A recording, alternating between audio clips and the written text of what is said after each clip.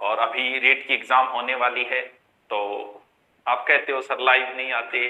तो भाई रेट की पहली बात तो ये कि कौन सा ऐसा मैटर है जो मुझे आता है मैंने यूट्यूब पे नहीं डाल रखा। संपूर्ण भूगोल डाल रखी है, यहां तक कि वर्ल्ड भूगोल तक डाल रखी है। आपके मुगल लगते हैं वो तक मैंने डाल रखे हैं, हिस्ट्री डाल रखी, कल्चर, संपूर्ण हिंदी ग्रामर जो मैंने डाल रखी है वो पढ़ लो, रेट का कोई क्वेश्चन उससे बाहर नहीं मिलेगा।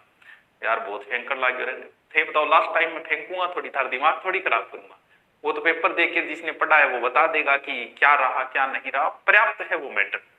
और अब आपको एग्जाम नजदीक है तो भ्रमित न हो, डर तो स्वाभाविक है, मानव का स्वभाव है डर लगना। ऐसा हो ही नहीं सकता कि मानव को डर ना लगे। और एग्जाम से मैंने कई शास्त्रों में भी पढ़ा था कि देखें कहीं क्या लिखा है, क्या रेट से पहले डर कैसे निकालें, तो किसी शास्त्र में लिखा नहीं गया था। इसलिए नहीं लिखा कि ये कोई इतनी बड़ी बात नहीं थी कि शास्त्रों में इसे लिखा जाए कि रीट से पहले क्या करें, 1 महीने पहले क्या करें या 2 महीने पहले।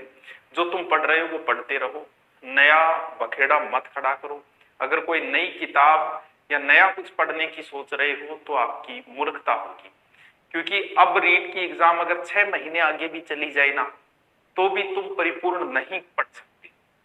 आपको ये लगता होगा कि 2 महीने और आगे सरक जाए तो मैं ये पढ़ दूं, नहीं, कुछ ना कुछ तो तुम्हारा छूट ही जाएगा। और फिर तुम्हें कौन से 100 में से 100 लाने, यार कितना बड़ा कंपटीशन है अब रीट का, क्योंकि रीट में पास करने के बाद अब नॉर्मल कंपटीशन बड़ा है। तो कुछ बच गया तो छोड़ दे उसको, बच गया अरे एक बच जाने दे, 10% बच गया, 90 बच गए तो भी तुझे 90 कौन से 90 पूरे करने हैं तेरे को, 80% 75% लेगा तो भी हो जाएगा। फिर आता है सर पेपर इजी आएगा कि टफ आएगा, यार क्यों इस भ्रम में पड़े हो, तुम बीएड कर चुके हो, तुम्हारे अंदर इतना कॉन्फिडेंस ही नहीं। तुम बताओ मान लो पेपर इजी आया तो सबके लिए इजी आएगा, टफ आया तो सबके लिए टफ आएगा।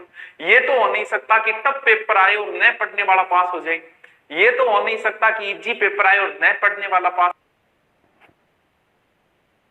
हो जाए। पास वही होगा जो पढ़ेगा, भले ही पेपर इजी आए भले ही पेपर टफ आए, इससे कोई फर्क नहीं पड़ता। जब तक हम किसी चीज का सामना नहीं कर लेते तब तक हमें डर सताता है। जब कभी आपने देखा 10वीं के पहला पेपर होता है इंग्लिश का, उस समय सबसे ज्यादा डर होता है। लास्ट पेपर आते आते बच्चा कई बार तो पेन ही भूल जाता है, और पहले पेपर में सारी तैयारियां, नींद नहीं आती। तो जब तक हम सामना, कई बार कभी अगर आपको भाषण देने का मौका मिला हो, जब तक व्यक्ति स्टेज पे नहीं जाता तो वो बैठे सोच ही बोक रहे, अपनी बारी आओगी रपैया बोलांगा मियाँ बोलांगा, उसे डर रहता है। जैसे ही वो माइक का सामना करता है तुरंत डर निकल जाता है। ये डर है पेपर में बैठते ही तुरंत निकल जाएगा। लास्ट समय है, यूट्यूब पे अगर आप पढ़ते हो तो अच्छी बात है, लेकिन फिर भी अगर कोई चीज पढ़ रहे हो ना तो उसे डबल स्पीड करके पढ़ो, अपना समय बर्बाद मत करो। करंट को थोड़ा सा रिविजन कर लो, ऑब्जेक्टिव और मॉडल पेपर ज्यादा से ज्यादा निकालो, क्योंकि लास्ट समय में ये नहीं है कि मैं अब बोल रहा हूं या फिर पहले ही मैंने बोला कि लास्ट समय जो है वो आपका अभ्यास का है, थोड़ा सा अभ्यास कर लो हो जाएगा। अब मैं एक तो कल्चर वाली बता दूं, क्योंकि मैंने जोश जोश में रात को लिख तो दिया कि कल्चर पूरी कर रहा हूं, तो कल्चर के 6-7 टॉपिक तो मैंने कर दिए रिकॉर्ड, जो कल शाम तक आपको मिल जाएंगे।